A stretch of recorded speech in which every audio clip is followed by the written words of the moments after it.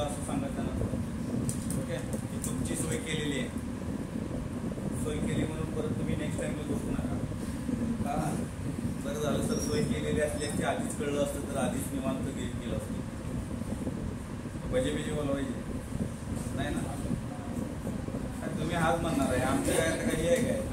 हा ठीक आहे, ठीक आहे बाबा.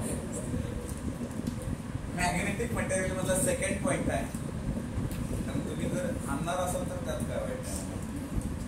Magnetic potential energy of a bar magnet. परत एकदा नीट लक्ष द्या. टाईम आमचा पट्टा चालू झाला की तुमचं सगळं थांबवायचं, सगळं ठेवून टाकायचं, असं पुतळा बसले बसायचं छान पैकी. हा बोलो सर, त्यामुळे टीचर जय म्हणायला. मॅग्नेटिक पोटेन्शियल एनर्जी आपल्याला थोडं हे बघा, हे असं येत होतं, असं थांबत होतं. त्याला आपल्याला काय करायचं आहे, तू वापस जा.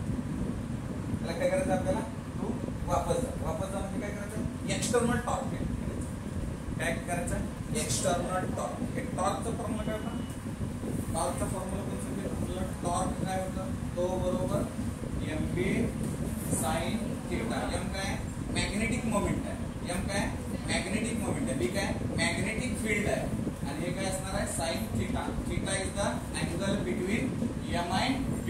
Angle between m and b. हे टॉर्क आपल्याला माहिती आहे. ओके, सो आता याला इकडं दोन्ही अँगल, दोन्ही साईडनं हे असं होतं, हे असं आलं, असं येऊन बसलं म्हणजे काही हालतच नाही.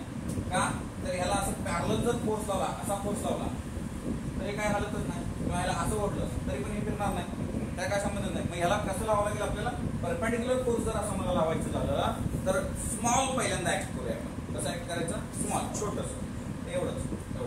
ओके, छोटस ऍक्ट करूया. पण छोटस जर आपण ऍक्ट केला तर आपल्याला पिळग्यांनो डीडब्ल्यू म्हणजे work equal to force into displacement. पण इथं जे ऍक्ट होणार आहे ते अँग्युलरली अॅनालॉगिक आहे, rotational analogic force as an a torque आहे. मग त्यालाच इथं आता मग ते कसं फिरणार आहे, अँग्युलर डिस्प्लेसमेंट होणार आहे. म्हणून मी शब्द DW equal to torque into D theta.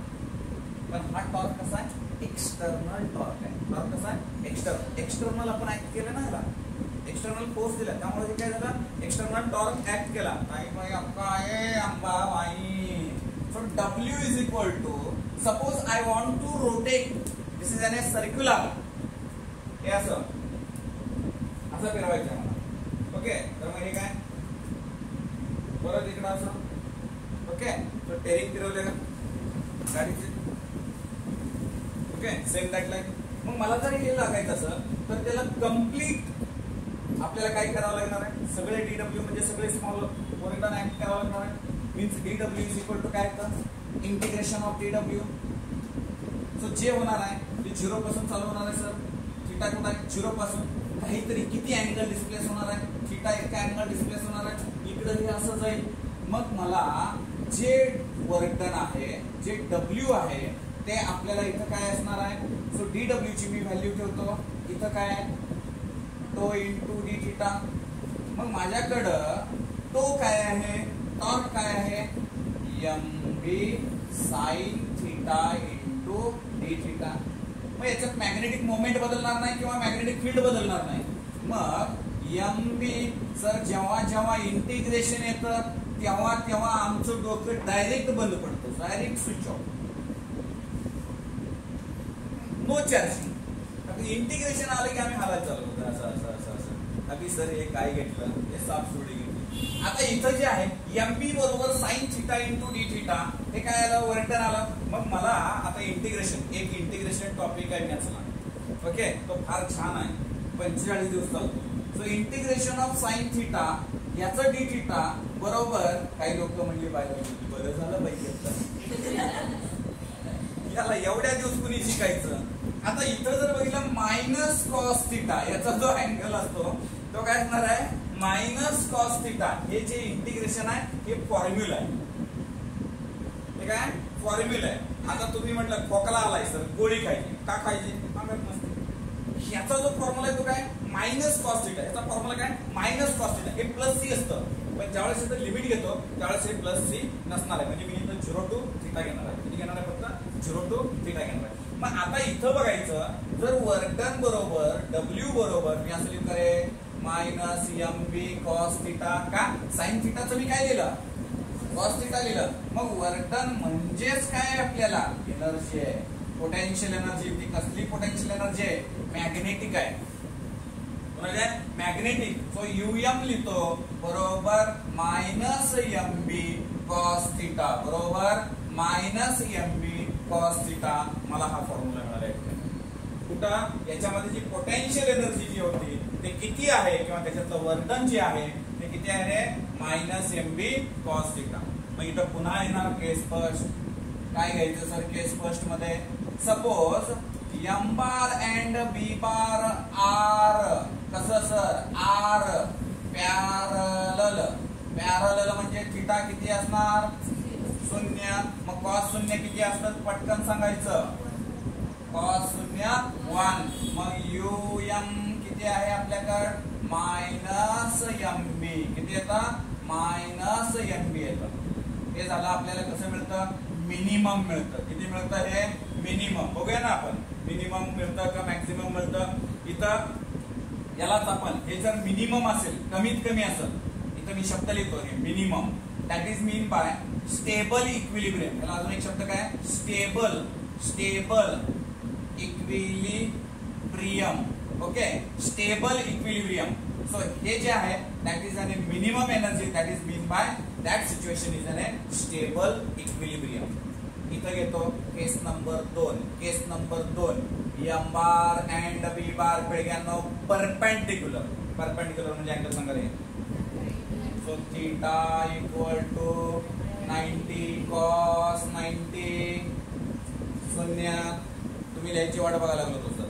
UM बरोबर मायनस MB इंटू 0 म्हणजे UM बरोबर 0. पोटेन्शियल एनर्जी कधी 0 असती? M आणि B किती असायला पाहिजे? परपेंडिक्युलर असायला पाहिजे. M म्हणजे मॅग्नेटिक मोमेंट कुठून कुठं असतं? S to N असतं. B म्हणजे काय? मॅग्नेटिक फील्ड आहे. कसली आहे? एक्सटर्नल मॅग्नेटिक फील्ड आहे. जर मी याला पहिल्यांदाच असं ठेवलं, इथं मॅक्सिमम पोटेन्शियल एनर्जी येतात, कारण हे इकडून रोटेट करून आलेलं असतं, मिनिमम आहे. परत मी याला परपेंडिक्युलर केलं, 0 झालं. परत याला अँटी पॅरलल नेलं. तिसरं केस. केस थर्ड. केस थर्ड काय केलं याला?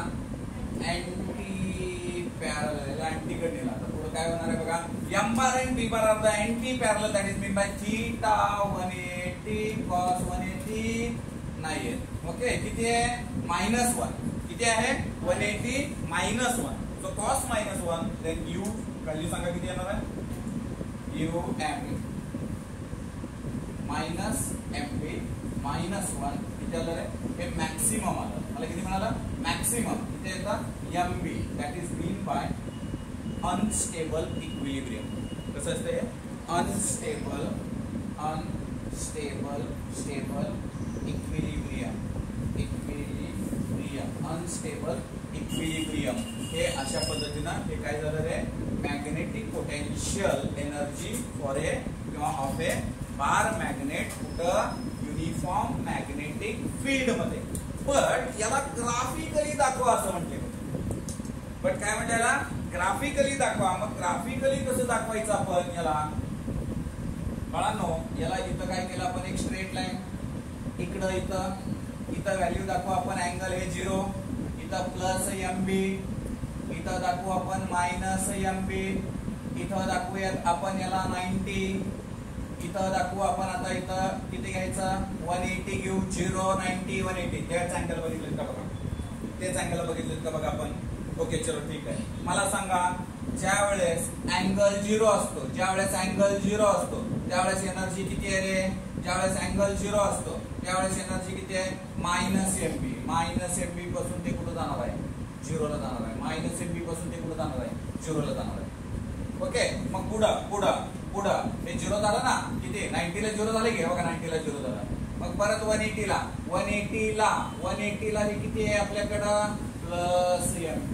180 ला किती आहे रे बाळांनो प्लस mv म्हणजे हे काय झालं त्याचं ग्राफिकल रिप्रेझेंटेशन झालं कुणाचं इकडं आहे अँगल म्हणजे काय अँगल आणि इकडं काय आहे आपल्याला टॉर्क जे काय एनर्जी आहे ती पोटेन्शियल एनर्जी हे झालं त्याचा ग्राफ आणि हे झालं त्याचं डेरिव्हेशन समजलंय का बघा सर्वांना